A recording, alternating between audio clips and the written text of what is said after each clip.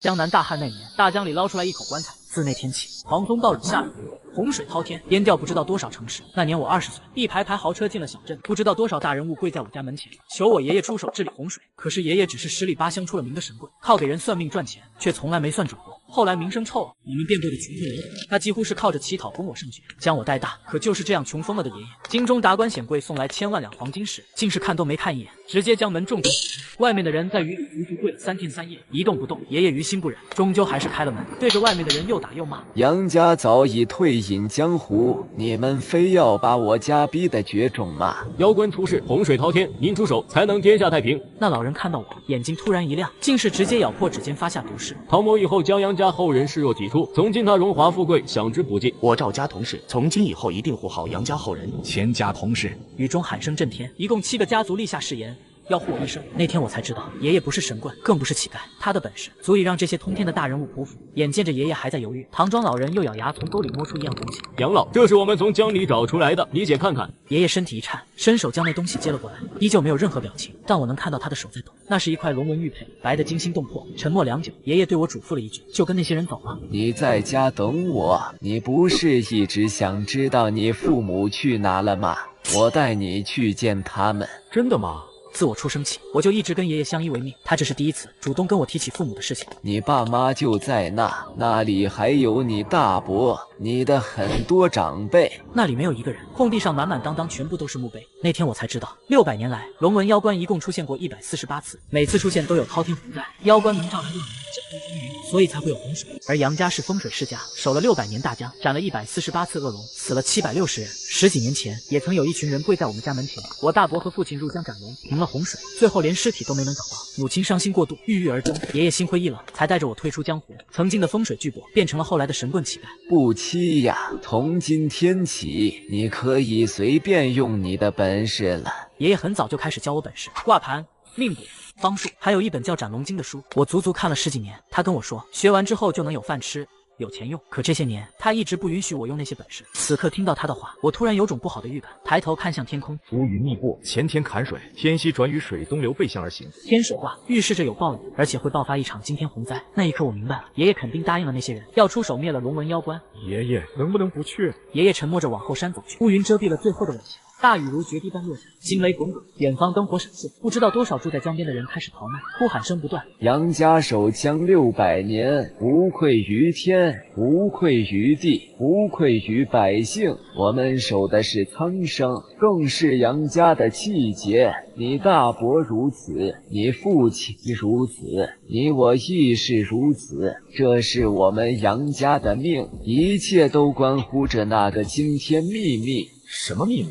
这是你父亲当年从妖棺里拿出来的东西，它里面便藏着我们守了600年的秘密。到底是什么秘密，能让杨家那么多人前仆后继，足足守了600年？雨停之后，再看这封信。爷爷走了，直到后半夜，狂风暴雨才停歇下来。江面上漂浮的那口妖棺彻底消失不见。不期，虽然妖棺已灭，但妖棺残留的气息还在。7天后，江里还会有最后一条恶龙出世，斩了它，你就完成了杨家的使命。等你斩完恶龙，会有人拿着另外半块龙纹玉佩来接你，履行约定。而一切秘密就藏在完整的龙纹玉佩当中。7天后，果真如爷爷所说，洪水又来了。我决然入江，用尽所学斩了最后的恶龙，但我也因此身受重伤，足足在江里漂了7天，才总算活着回到杨家村。不知为何，这天的杨家村人满为患，一群像是游客的人在村里找着什么。斩龙经会不会在那老头身上？咱们开棺找找。你们来抢劫？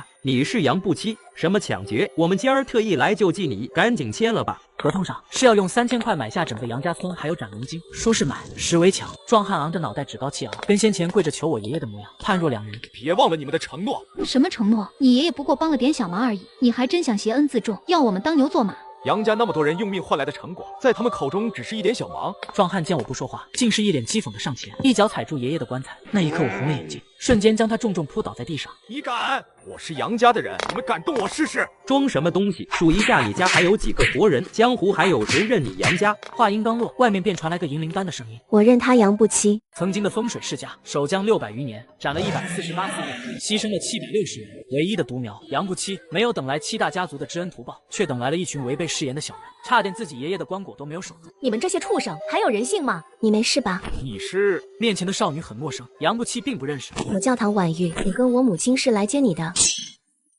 今天杨家祖辈去世，来悼念的人可以留下，别有用心的人赶紧滚。妇人的身份显然不一般，先前动手的那些人屁都没敢放，全都灰溜溜跑了。节哀。杨不期这才知道，唐婉玉带人找了很多天，才把爷爷的尸体捞上来。这灵堂也是他亲手布置的。你知不知道你们家跟我到底有什么约定？你不知道吗？爷爷的信里只跟我提了这件事，并未说详细内容。先前的洪灾威胁到了我家在江南的资产，为了让杨爷爷答应斩龙，我家答应了爷爷3个条件：第一，在洪灾平息后，我家的一半资产归属于你；第二，唐家要派人守好杨家村；第三是什么？第三是我嫁给你，以后你就是唐家的女婿。杨不期突然间明白过来，他未来是用爷爷的命换来的。别难过，以后咱们就是一家人了。你看不上我？不，事情没那么简单。这妇人中庭宽广，隐隐有紫气东来。历史上有2个出名的女性人物就是这种面相，一个姓武，一个姓叶赫奈拉。拥有帝王相的人天生霸道，怎么可能屈居人下？江南杨家守江600年，劳苦功高。今天我代表唐家，代表江南百姓向杨家致敬。我不像某些忘恩负义的畜生，我唐家今天过来就是为了履行之前的约定。众人沉默不语，默契地等着妇人接下来的话。从今天起，杨不期入赘唐家，改姓为唐，成为我唐家的一份子。此言一出，包括唐婉玉跟我在内，所有人脸色都变了。不期，从今以后你就不孤单了。笑死我了！余秋，少装模作样，你不就是想要杨家的那点气运吗？杨家守江600年，积累无数阴德，如今全都积攒在这个独苗身上。他若是主动入赘改姓，原本属于杨家的气运就会转移到你唐家。咧嘴上满是情意，心底全是算计，你比起我们还要可耻。夫人，你可以不履行约定，为何要这样羞辱我？侮辱你？约定那是老一辈的事，若不考虑到两家情谊，你还不配见到我。这一切是我唐家对你一个孤儿的赏赐，你不感恩戴德，还想和我谈条件，你够格吗？妈，你别这样。哼，要么改姓入赘唐家，以后你荣华富贵享之不尽；要么烂在这里，继续当你的孤儿。在场所有目光像针一样扎在杨不期身上。曾经的杨家光芒万丈，而如今却落得个虎落平阳的下场。你起来，不许捡起。唐婉玉可以接受家族安排的婚姻，也可以接受我是个孤儿，但唯独不能接受自己的丈夫是个软骨头。不好意思，我是杨家的主，骨头硬，跪不下去。好玩喽，小子，没给你杨家丢脸。余秋，偷鸡不成蚀把米。哼，今天起约定作废，你别后悔。母亲，我想嫁给他。你说什么？杨爷爷是英雄，当年对我也很好，所以我想履行约定，嫁给杨不期。杨家劳苦功高，这一点江湖公认，我唐家也认，但那些功绩跟这小子无关。你是唐家的千金，你的未来唐家说了算。唐婉玉眼角带泪，倔强的站着，一言不发。我也斩过龙，从来没给杨家丢过脸。年轻人别撒谎，江湖上谁不知道斩过龙的杨家人都在土里埋着呢。哼，我都替杨家感到羞耻，谎话连篇的货色也不配进我家的门。你毁了约，应该把我爷爷的玉佩还我。余秋恍若未闻，脚步不停，藏着杨家秘密的半块玉佩，我必须拿回来。不期，这是我的电话，你去江州等着，之后我把那块玉偷出来给你。杨不期看着他脸上的红印子，怔了片刻，唐婉玉的身影渐渐消失在他的视野中。余秋希望你安分点。之后我可不会再忍。果不其然，没过2个小时，就有几人开着挖掘机，浩浩荡荡进了村子，直达杨家墓地。上山下火，山火奔挂，唐家的消息不错，这地方风水绝佳，建个农家乐肯定大赚特赚。住手！哪里来的傻小子？封门办事，闲人回避。童思南，封门8门之一，有点眼力，我就是封门的人，这地方我要了。不用理他，给我推。经过2个小时的休息，杨不期的精气神总算恢复了异常。此刻他摸出2枚铜钱，随手甩出去，铜钱落地，挖掘机轰然停止。卧龙钱，杨家的孤儿倒是有点本事。男人皱着眉，将寻龙尺插入地底，口中念念有词。再动的话，碎的就不是尺子了。你给我等着！男人大惊失色，竟是拔腿就跑。其他人见状也都赶紧走了。可不过多时，又有一大群壮汉回来，将杨不期团团围住。少爷，刚刚就是杨家这个孤儿动手打人，咱弄他一顿，逼他把地交出来。你很有本事，我倒要看看你耐不耐揍。家里人都要死了，还有心思来抢别人家的地，还敢骂人，狗嘴吐不出象牙。男人挥拳要教训杨不期，可手在半空，被青年一把抓住。青年满脸惊疑地看着杨不期。角弓红润为火，中弓晦暗为水，此为火泽葵，冯家道衰，祖辈有难，你尽早回去，还能见最后一面。大哥，你能不能帮小弟？杨不期抬了抬手，看了看爷爷的遗像，是唐家让你们来的？是唐家放消息说这里风水好，我只是慕名来买地，其他都是这王八蛋自作主张。我求您跟我去江州一趟吧。你家在江州？对，我叫王富贵，我家在江州。先把我家人下葬。许久之后，杨不期跪在村口，重重的磕了3个响头。爷爷、大伯、爸妈，我从今天起踏入江湖，那些白眼狼一定会付出代价。王富贵怎么也没想到，杨不期只是一眼就看出了自己的奶奶丢了一魂一魄。更加没想到的是，杨不期只是砸碎了一面镜子，原本聚财旺人的风水格局立马变得阴风呼号，哭声阵阵。是谁给王家做的局？又是谁在推动这一切？初到江州的杨不期真的能够拿回那半块龙纹玉佩吗？3魂7魄少了1魂1魄，所以陷入假死。找不多少人叫魂？10几个，整个江州，甚至是省内，但就是找不到我奶奶的魂。我奶的魂就跟消失了一样。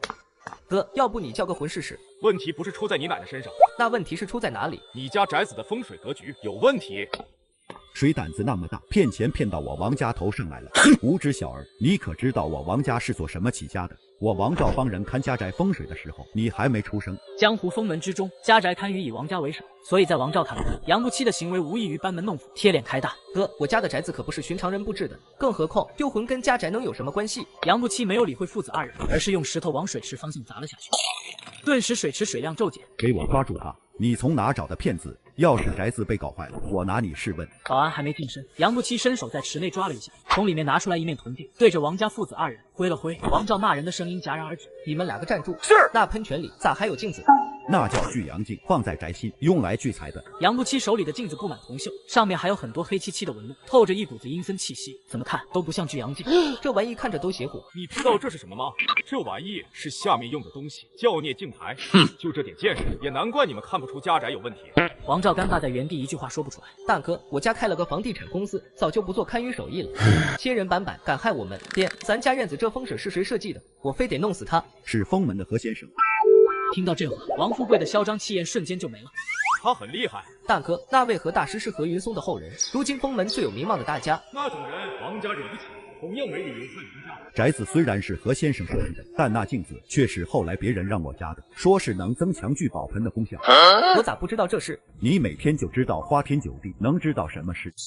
爹，那人是谁？一个游方道士，1个月以前来的。去把人找来。我这就去。先生，人早跑没影了，找不到了。大哥，这可咋办？这镜子能处理吗？我奶的魂魄还能找回来吗？能处理，但有些麻烦。没事，你随便说，不管要什么东西，要多少钱，我都一定给你弄来。3万块。另外，我还需要一个住处。小问题。解决这个镜子并不麻烦，真正的麻烦在于解决这个镜子之后。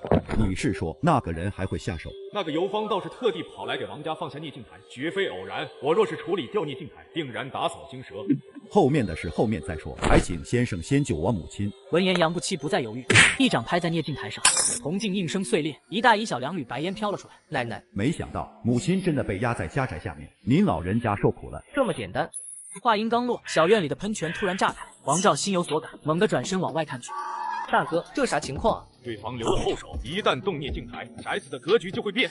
坐坤向艮，右水道左出鬼方，艮上枯水，坐坤神方断龙。这是啥啊？这是阴煞局，也就是坟地的格局。阴中带凶，确切的说，这不是坟地，而是乱葬岗的格局。咋办啊，爹？搬家，现在就搬。干嘛搬家？我有说过我不能破局了吗？你今年可是本命年。随即杨不期示意他过来，在他耳边说了几句话。真要这么干？麻溜的。片刻后，王兆傻眼了。王富贵赤裸上身，头上套着个红裤衩，腰间绑着红腰带，跟个精神病一样，绕着王宅就开始跑，一边跑嘴里还一边念念有词。刹那间，灯光恢复，阴风消失，哭声停止。本命年犯太岁，我借太岁以煞冲煞，凶局自破。好手段。阴煞散去，王老夫人也恢复不细心跳。大哥，我们拜把子吧。今天起，我王富贵以你马首是瞻。王宅是封门大师设计的聚宝盆格局，除了能聚财，更能挡灾。孽镜台虽然能害到王家人，但绝对无法将整个王宅风水都逆转成阴煞，这不对劲。除了孽镜台以外，你们是不是还动过家里其他位置的风水？应该没有啊。没有，这宅子是杨大师设计的，除了那个游方道士来放过孽镜台，我们就没动过了。他在撒谎，该付报酬了。走了。大哥，等等我，我送你回去。杨不期回到房间，躺在床上拿着手机，一句话打了删了打。晚上好。晚好，后天我们去哪里约会呀？他应该是暗示我后天见面吧。女士优先，你决定吧。南怀杰，不见不散。不见不散。后天我就能拿到另外半块玉佩了。龙纹妖冠，让我看看你究竟是什么来。老板只是给女人介绍玉佩，男人冲上前就把玉佩甩碎在地上。奇怪的是，老板不仅没让他赔偿，反而满脸笑意的围着他转圈。女人还没反应过来，就被另外一个男人拉走了。婉玉，刚刚那男的好像在对你笑，真恶心。二人从杨不期身旁走过，杨不期扭头就跟了上去。跟一路了，你到底想干什么？别误会，我听这位姑娘说要来买玉，正好我懂点行，想帮帮她。杨不期一边说，一边走向旁边的摊子，四下扫视，挑选片刻，拿起了一块黑紫色玉佩。这玉挺好看的，多少钱？30万。便宜，美玉配美人，姑娘戴上肯定好看。我也觉得挺好看的。这玉可不能大，就你还敢自称懂行，说出去让人笑掉大牙。你知道这是什么玉吗？不知道，好看不就行了？好看有什么用？这东西戴久了是会死人的。别他妈乱说，害我名声。我乱说，这块玉黑中带紫，阴寒如冰，一眼便是陪葬用的阴生玉。我看从土里出来不超过3天吧。光天化日之下无人清白，还抢劫，还有没有王法了？你别抢人家东西啊！吼，敢卖这种害人的东西，我非得揭穿他。你也看好了，以后少办桶水出来晃荡。说罢，他用力把玉砸在地上，黑玉落地粉碎，众人皆是一阵惊呼。不对啊！这种阴生玉摔碎以后，应该会有阴气飘出来才对啊！污蔑我，还摔我的玉，你是来找茬的吧？四周群情激愤，直接把青年围住。杨不期趁乱将唐婉玉拉走，这才有了开头的那一幕。呵，总算甩掉他了。刚刚怎么回事？那东西真的有问题吗？谁知道呢？或许是他看错了吧。杨不期耸耸肩，手中偷偷散去一缕阴气。对不起，玉佩放在唐家祖祠，我偷不出来。没事，这又不怪你。傻丫头，别哭了，要不你带我去你们祖祠看看，或许我有办法拿出来。看着这绵延无边的红色墙壁，以及来来回回巡逻的保镖，弱弱的问了一句：“这是你家令人作恶的铜锈器？”五俯首，大腹，龙抬头，大跪，好熟悉的手笔。斩龙经里的龙虎交抱，只有杨家人会。他一个普通人，当然不懂，但我却再熟悉不过。这是谁设计的？我记得是很久以前，祖父找杨爷爷来设计的。唐家能有如今的成就，离不开这祖祠庇佑。一群道貌岸然的小人，迟早让你们还债。我进去，你在这里等我。我要进去帮你。啧，这一路怎么都畅通无阻，没有保安呀？你就当这是一种神秘的力量吧。应该就在这里，咱们找找。杨不期捏指一算，几步上前，掀起中间一个香坛，一个冰白色的半圆形玉佩就静静躺在桌上。就是他！太好了，快躲起来！话音刚落，一大群人就冲了进来，贴着墙壁站定，把祠堂围得水泄不通。妈，都是我主动找不期的，你要罚就罚我吧。支里扒外的东西，待会再教训你。杨不期想不明白，明明是一路走太因为进来的，为什么会被发现？难道我的判断有问题？东西你拿走吧，约定就此作废，以后我们两不相欠，你别再缠着唐家。我爷爷用命除了妖官，而你毁约，仅仅把玉佩还我，就叫两不相欠了。那你还真想要办个唐家不成？小心撑死！别管他，让他走。杨不期出了唐家祠堂后，正要回去。大哥，你咋在这？你怎么在这？我来买点东西。我听说唐家把信物还你，彻底撕毁约定了。变态！你跟踪我？唐家放出来的消息，余秋说他已经归还信物，算是跟你和平解除约定。江湖八门已经收到这消息了。不好！哥，干嘛去啊？啰嗦了。好的哥，我给你安排了个新住处，地址我发你手机了。哎呦，小伙子你又来了，早上真是多亏你们帮忙，要不然我就被人污蔑了。呵呵，那可不是污蔑吧？要不是我出手吸了那块玉里面的阴气，你可就完了。小伙子，话不能乱说。侧门在江湖也是有头有脸，要被人发现卖阴货，这碗饭你怕端不住了。江湖八门中有些专门做古玩字画生意的人，他们聚在一起，名为侧门。咱换个地方说话，你想怎么样？别紧张，有样东西要你鉴定一下，鉴定的好，报酬好说。这工艺真牛，几乎以假乱真了。什么意思？这半块是上了年份的老物件，品质不错。这块是后来仿制做旧的，2块根本就不是一对，只是这手法太厉害了，一般人根本看不出来。用一个假货换来唐家的好名声，余秋真是好算计。大爷，多谢了，以后别卖淫货了，害人害己。好。唐家留着龙纹玉佩，多半是和三灵镇煞有关，事情真的越来越有趣了。先生，云上人间88号技师上门为您服务。哈马达，王富贵，舒服吗？先生，感觉有点火热啊。还行吧。先生，久等了，该上正菜了。技师见杨不期没有丝毫警惕，竟是突然摸出一个黑色的小纸人，往杨不期后脑勺上按。难怪刚刚就闻到一股湿气的臭味，你果然有问题。谁让你来的？对不起，我欠了别人钱。他说你都有几百万的别墅了，让我把这纸人贴你身上，你不会介意的。然后我欠的债就一笔勾销。那人长什么样子？他四处放高利贷，可一向蒙着脸。我只知道他总是穿着一身道袍。求你不要杀我。滚吧！谢谢。这是出手了吗？眼前的道长下山洗脚，本想劝解按摩小妹找个好工作，嫁个好人家，然而当按摩小妹说出她的经历后，道长怒冲会员18800。妹妹芳龄28，正是人生好年华，谁知摊上这样的家，好赌的吧？生病的吗？年幼的弟弟，破碎的他，我不救他谁救他？道长这才起了劫富济贫的想法。然而杨不期的出现却打破了这一切。你我无冤无仇，为何如此？无冤无仇，我给道长回忆回忆。昨日你找美女计时诱惑我，想要给我下咒，随后又给我布下5常兵马咒，置我于死地。想起来了吗，道长？原来就是你坏我好事，算你厉害。我输了，要嘎要寡西听尊便。哟呵！王八蛋，我非得让你蹲几年屈死去！王富贵骂骂咧咧，拿了麻绳想把人五花大绑，杨不期抬手拦住了他。大哥，让我收拾这丫的。江湖的事情按江湖规矩办。之前你用5常兵马害我，算是下了死手，所以我也会下死手。但我按江湖规矩，给你一线生机。不期，你可别糊涂了，现在给他一条生路。这人手段诡异，穷凶极恶，万一他逃走后报复怎么办？这人最讨厌别人教我做事。随即，杨不期在游方道士的身上打了几下，封住了游方道士的几个重要学问。敢问阁下尊姓大名？杨不期。之前对你出手是我一时冲动，同时我也受人所迫。杨兄弟务必小心，后面还会有其他人会暗算你们。是什么人要对我下手？金风雨，七鬼神。荆门。杨不期没再说什么，带着王家父子出了门。随后一把火将道观烧了，火势很大，但并未蔓延，只是将整个道观吞下。哥，这是干啥？这火会烧10分钟，里面有一条路线为生活，是他的一线生机。我不去则死，全看造化。那他万一活了呢？他没和我斗过法，所以敢出手。现在他不敢再欺负派出。社会我杨哥也。大哥，开门了，出事了。说吧，什么事？你未来媳妇，我未来大嫂唐婉玉，明天要结婚了。先生，我得到的消息，何大师的最后一卦要留在封门。唐家为了得到最后一卦，把唐婉玉推出去与封门的路名联姻。王照看着沉默不语的杨不期，颤抖地递出了一个请柬。先生，这是明天何家的请柬。放下吧，明天我会去。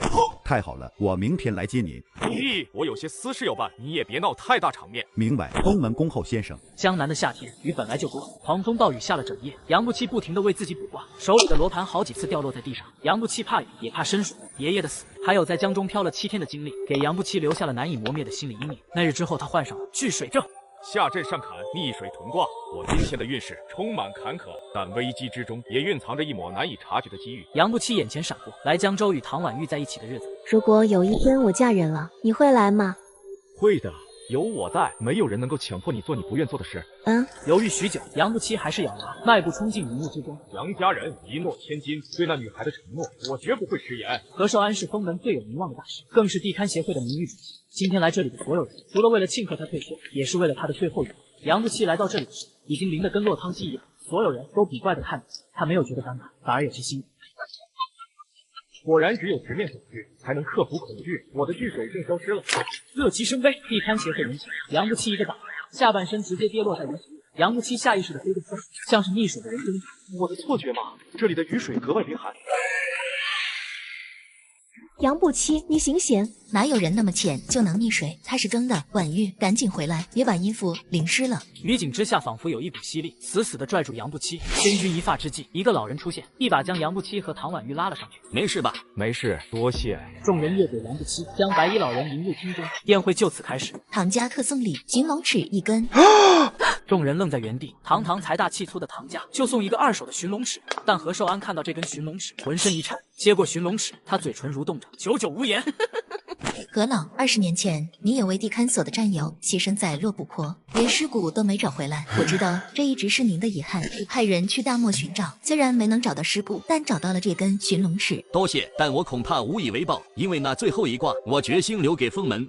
无妨，这点小礼物不求回报，我只求杨先生一件事。你说，今日我女儿结婚，还请您当个证婚人。这可是喜事，新郎是哪位？何爷爷，是我。是他。好好好，一会我为你们证婚，沾沾喜气。在场的其他人都笑不出来了，因为余秋为了拿到这最后一卦，居然找了封门年轻1辈里的翘楚当女婿。看来咱们抢不到喽。这女人真是玩不过。很快，封卦仪式正式开始。杨寿安上前说了几句场面话，随后将自己用了一生的罗盘拿出来。今天公平行事，我出了个小考题，只要是封门的人，谁能答上来，谁就能拿到我此生的最后一个卦局。杨老，什么考题？你是风水世家的遗孤，不计生死的斩了这世间的最后一条恶龙，你也因此身受重伤。然而，曾经答应要许你一世荣华的7大家族，却个个食言。短短几天，你明白，一个人没有价值时，就算你温柔的像一只猫，别人也嫌弃你掉毛。你心一横，决然踏入江湖，让那些违背誓言的小人还债。第5集的时候，你得知那个对你释放善意的女孩被当作筹码换取封门大师的最后一幕，于是你只身前往封门所在地，却看出了地勘协会的风水格局不是金蝉爆水，而是断腿的蛤蟆，漏财显在。诸位想要和某的最后一卦，只需要用我面前的罗盘算出地勘协会的风水走势或福吉凶即可。启开，我们去趟外面上厕所。走出这个大厅的人资格自动取消。看风水格局讲究一个眼见为实，亲眼看到才能判断。仅凭罗盘想要看出端倪，难度足足翻上10倍100倍。早知道考题是看风水，刚刚在外面就多看几眼。很快，在场陷入沉默，有些人抓耳挠腮，也有些人上去尝试了一番，可无一例外，都以失败告终。没想到我封门也有后继无人的一天。何爷爷，我来试试。好强的逼格，不愧是封门后起之秀。陆明若是成功，我真的非嫁不可了吗？此刻，陆明也正好看完，将罗盘放下，他扫视全场，昂首挺胸，侃侃而谈。我记得的勘协会的院子里共有4栋楼，后楼16层，前楼6层。所谓高1寸为山，低1寸为水，前后2楼互为山势依靠，如金蝉盘踞，此为主室。另外，左楼为龙沙，右楼为虎沙。按照罗盘气象，院子之中应当有条小道连通左右2楼，这叫沙水相依。此地不许乃是金蝉爆水，可平灾，亦可旺事。这姓武的说对了，金蝉爆水在堪舆学之中算不得太高深的举，但对于地勘协会行走大江南北，危险重重，这运势效用无疑是最好的选择。对于他们来说，运势用处不大，反倒是金蝉爆水的平灾效果更有价值，所以此地设计成金蝉爆水，合情合理。但此刻大厅里的状况像一幅众生相，有人欢喜有人愁。何老，这位朋友说错了。我还以为是哪位大佬呢，原来是他。我都说是对的了，还想干嘛？这里的风水局是我亲手设计，确实是金蝉爆水，我认为他没说错。不过文无第一，武无第二，风水行当从来没有绝对的正确。你若真有别的看法，可以上来细说。杨老给你台阶了，赶紧坐下吧。杨不期大步上前，推开陆明，抓起桌上的罗盘细细查看。果不其然，从中发现端倪。你倒是说啊！刚刚你说这里是金蝉爆水，我不敢苟同，因为这里的金蝉破了洞，水也就流走了，根本抱不住，仅剩一只残废金蝉，这就断腿的蛤蟆，漏财显在。你要是能看得懂罗盘，也不会说出这种瞎话。众人闻言定睛一看，纷纷点头。罗盘这种法器，除了能看方位，更能断吉凶。只要附近的气息有灾有难，罗盘的指针就会颤抖。编都编不明白，你还是滚下去吧。不要再哗众取宠了，你难道想把杨家那点颜面全部丢光吗？对就是对，错就是错，我对你错。哎呀，那你怎么解释罗盘上的情况？你眼睛是装饰吗？罗盘坏了，不可理喻，这可是风水大师的罗盘能坏？你特么真是不何老，你要去哪？韩老，怎么回事？他说的对。什么？他说对了，我刚刚看过了，这里就是只断腿蛤蟆。何爷爷没搞错吧？不会错。杨家孤儿的眼力怎么可能强过陆明？当务之急是拿到最后一卦。这下子最后一卦归人家喽。唐家煞费苦心，如兰打水一场空。就算他说对了，那最后一卦也不能给他。为什么？他不是封门的人。这杨家当年鼎盛时期可是横跨京封2门，这小子到底算不算封门的人呢？这小子连祖师爷都没拜过，也配算封门的人？说的不错。何况在场有哪位封门的同僚愿意承认这小子是封门的人？众人面面相觑，都不说话。为了一个孤儿，触唐家还有陆家的眉头不值当。我爹大哥有难，该我出场，纨绔救英雄了。王富贵刚来就看到了这一幕，此刻满脸急切，要帮杨不期出头。然而男人直接无视了他。看样子没人愿意承认。还有我了，既然这样，先把这小子赶出去。崩溃了，我真的崩溃了。你干嘛？我到底是不是人啊？王少爷，动这么大肝火干啥？也没人说你不是人啊。他说没人愿意承认杨哥的身份，这就是没把我当人。我倒要看看今天谁敢剥夺杨哥的身份。王少爷是给那小子撑腰，怎么回事？王少爷，你特么好大的威风，你说什么就是什么？难道封门是你家的吗？一个纨绔还想妄论江湖？犬子莽撞，让各位见笑了。把你儿子带回去，好好管教。管教，犬子虽然莽撞，但我觉得他没说错啊。杨家一直都是封门成员，当年杨老爷子还在封门身居要职，贡献也不少，所以于情于理，杨不齐也肯定是封门之人。这个身份我认了，各位要是有不答应的，可以来找我辩上一辩。王照话音落下，在场陡然安静下来。若说之前没人会把王富贵一个纨绔的话放在心上，那么现在也没人敢把王照的话当耳旁风。毕竟王照虽然没多少江湖本事，但他在江州的房地产生意风生水起，提供了地勘协会超过1半的资金。难怪杨老刚刚突然改口，原来这家伙背后有人撑腰，就是封门一份子。依我看，他们早就认识，刚刚是做戏给我们看的。出个价吧，那最后一卦我买了。眼比天高的余秋居然会主动来找我，那最后一卦对唐家有这么重要？你拿龙纹玉佩来换？你做梦！抱歉各位，协会有点事情要处理，我决定暂且不封卦。既然杨老不封卦，那我想请您去唐家帮个忙。最近身体抱恙，我有心无力。余秋想尽办法来逞最后一卦，现在又这般急切的恳求何寿安，他到底是有何事？真没想到你爷爷还给你留了这层关系，但我要告诉你，关系户走不长远，没有本事在江湖只能沦为底层。余秋宁愿相信寿安是伙同王家一起包庇我，也不愿意承认我有真本事。等我恢复后，那时你余秋又当如何？阿姨，虽然今天出了点岔子，但咱们还是可以先结婚，以后我一定不会让你们失望的。滚！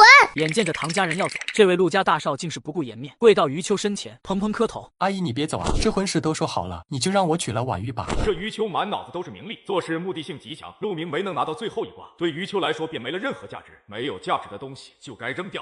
人生在世，跪天跪地跪父母，像你这样跪舔一个陌生女人的，说是舔狗都抬举你了。很快，在场的客人都走完了，仅剩何寿安还有几个封门的骨干。小杨，真没想到你跟何老还认识。你也以为我是关系户？倒也不是那个意思，主要是这地勘协会的风水应该不会有问题吧？卑鄙无耻，下作小人，滚犊子！王八蛋，关系户，真是江湖的耻辱。你觉得你那样死皮赖脸就配得上唐婉玉吗？我配不配得上关你屁事！关系户，有种跟我正面对决，别畏畏缩缩跟个废物一样。出来单挑！既然这位陆公子想正面对决，那就试试。你说怎么比？我今天非要打肿你的脸！陆明嘴上叫唤不停，是要夺回属于男人的面子。来，把这个解决。就算你比我强，你有病吧？一个下水井盖有什么好解决的？不过这点眼力还蛮胖炮，蠢货。行，我倒要看看一个下水井有什么不得了的。陆明迈着大步走上前去，伸着头就往下水井里看。下一秒，他浑身一颤。跟见了鬼一样，猛然起身，额头上冷汗直冒，整个人站在原地喘着粗气。咋了？下面有啥？家族气运被人破坏过的兄弟都知道，阴时阴地，取6寸以上的铁钉塞入阴人的喉咙，再封入阴棺之中，以秘法滋养7749天，湿气怨气全部集中到钉子上，就可以诞生出一颗天咒之物——阴生钉。儿子，你这是咋了？天上太星，应变无停，驱邪附媚，保命护身。太好了，儿子，你没事，吓死你爹了。何爷爷，我看见了9颗钉子，那是什么东西？地勘协会的大楼下面被人打了9根阴生钉，而你正是被他散发的邪气所伤。怎么总有刁民想害朕？姓杨的你是不是早就知道这里有阴生钉，为什么不早说？关我屁事！我又不是封门的人。还有，你知道阴生钉的来历吗？不要这里给我狂吠！藏经记载，阴时阴地，取6寸以上的铁钉塞入阴人的喉咙，再封入阴棺之中，以秘法滋养7749天，湿气怨气全部集中到钉子上，才能诞生出一颗阴生钉。何老，这9颗阴生钉会带来什么后果？阴生钉入土会代替大楼的地桩，短则1天，长则7天，阴生钉必碎，到时候整个地勘协会都会塌掉。要不我们搬走？没用的，阴生钉一旦起作用，它的可不仅仅是大楼，而是我们整个封门的气运。那就只能拔出来了，大难当前，只能我们自己来挡。各位叔叔，我们齐心协力，一定能挺过去。何爷爷您先歇着，接下来看我们的了。不用，何某在一线干了一辈子，难道还躲你们背后不成？覆巢之下无完卵，我自当拼尽全力。豁出去了，干！杨不期听着何寿安的话，不禁有些动容。爷爷当初也是有着这般绝不弯腰的骨气，也是这样的义无反顾。可这9颗阴生钉已经成了气候，不比那条恶龙差多少。若是我全盛时期，自然奈何不了我。可我如今满身是伤。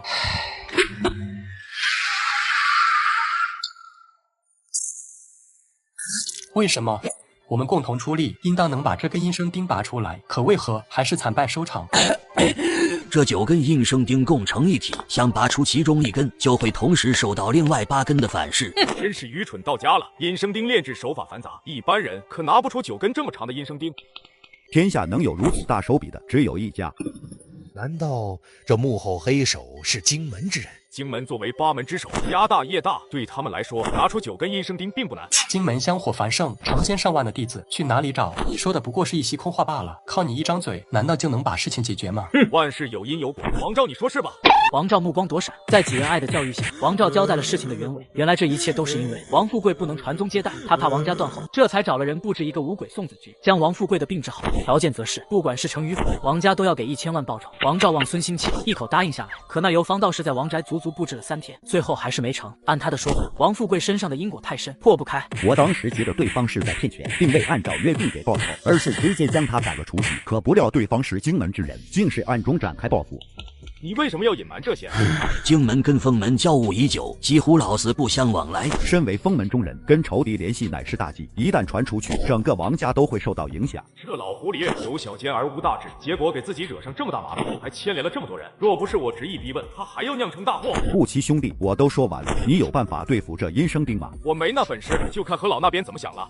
我也是这么想的，但我觉得有些风险。没事，他们多少会给我点面子。我咋听不懂你们说话？到底是什么办法？不管怎样，这事情是你违约在先，现在的办法就是花钱消灾。你备好酬金还有千里，随我上门致歉。您位高权重，不能去给荆门低头。只有我去了，荆门才会给面子。跟你们的安危比起来，我一张老脸算得了什么？江湖中到了何寿安这个地位的人，大都高高在上，不食烟火。像他这般平易近人，当真难能可贵。今天多谢小兄弟你一点小礼物，不成敬意。上次的事情也抱歉了。这玉佩有猫腻，杨哥，人家给你谢礼呢。我知道，我看看值不值钱。这可是玻璃中的翡翠，值钱的很啊！见笑了。没事，杨兄弟这是真性情。哥，忙一上午也饿了，咱吃饭。你怎么不回家？母亲今天心情不好，没空管我，我就想在外面玩一天。那你为什么在这干坐着？因为没人陪我玩，我没朋友。唐婉玉对余秋而言只是个工具，工具不需要快乐，不需要自己的生活，只需要听话就够了。所以我在这等你，你下午有没有时间？有空，我陪你去玩。太好了！我给你们当司机，我知道一个特别好玩的地方。杨不期三人站在鬼屋门口，王富贵在一旁吹得天花乱坠，好似里面有宝藏一样。这家伙不去做销售，当真是屈才了。可是我害怕。怕啥？不有哥吗？我在我哥身边都可有安全感了。那咱们去玩。老公，你说这些鬼里不会有真的吧？放心吧，傻瓜，那都是工作人员办的，假的。更何况不还有我保护你吗？那个，你们觉不觉得好像多了个人？咱刚刚明明6个人，咋现在有7个呢？7号房，7号房，你们那队怎么突然多了个人？混进来是要买票的？真有鬼不成？我还不信呢。我找到谁，谁就说句话。手电的光芒扫过一张又一张恐惧的脸，扫到杨不期跟唐婉玉的时候，唐婉玉赶紧举着手回应：我们是人。很快，手电扫完了足足6个人，所有人都很正常，完全看不出有问题。啥情况？大家都是人，那多出来的一个人到底是谁？哦，原来我不是人啊！先前还说要保护女友的男人，拔腿就跑，一溜烟就没了影，女孩腿都软了，只能手脚并用着爬了出去。兄弟，多谢你放我出来。不客气，你走吧。走，我这肚子可还饿着，你对我有恩，我会给你个痛快。生路不走，偏要找死。一道吹气声出现在杨不期的肩头，人的头顶双肩一共有3把阳火，一旦全部灭了，人就会嘎。洞会交彻，武器腾腾，金光素现，户户无声。这个好像更好吃。暗行5月，八海之吻，妖魔束手，是为我宣。从哪来回哪去？先前我就有所察觉，这玉牌并不简单，没想到这里面居然封着一只鬼魂。玉牌放在我身边，经过我的阳气滋养过后，封印松动，这只鬼魂就被放了出来。所以刘老三，你的目的是我想的那样吗？杨不期有一点想不明白，鬼魂明明是冲他来的，中途为何会被唐婉玉吸引注意？他去哪了？刚刚跑了，其实那是人家演的。爸，演的那么像吗？你干什么？我是在看你的面相。我的面相怎么了？不好说，我先送你回家。不齐，怎么了？近段时间你家可能会出事，没关系，你若是发觉不对，直接联系我，我不会让你有事。谢谢。你难道要在外面也一辈子吗？滚回来！唉，我妈妈喊我回家吃晚饭了。今天很开心，谢谢你，拜拜。好傻弟姑娘，送别了唐婉玉，杨不期再度看向唐家祖祠，面色凝重。唐家的气运竟是被一抹灾祸之象覆盖，看来婉玉正是受到家族气运影响，身上沾了霉运，才会吸引到刚刚那个鬼魂。也怪不得你余秋先前那么想要何寿安的最后一卦，恐怕就是为了镇压这祖祠的灾祸之象。杨不期不明白，自己爷爷在祖祠部的大阵明明固若金汤，为何会出现这种异象？难道此地镇压的东西这么快就出了问题？还是说留在唐家的龙纹玉佩出了状况？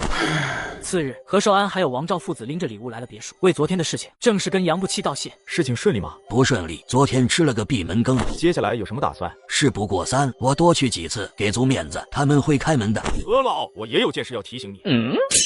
这是哪来的？封门的刘老三给我的，你应该看得出来，这玉牌不对劲。好，我会小心的。杨不期点到为止，没再多说。何寿安毕竟是老江湖了，还有什么不明白呢？可万万没想到，后面发生的一切远远超出了杨不期的预期。不好了，哥，何老跟我爸出事了，他们在王家的老宅被车撞了，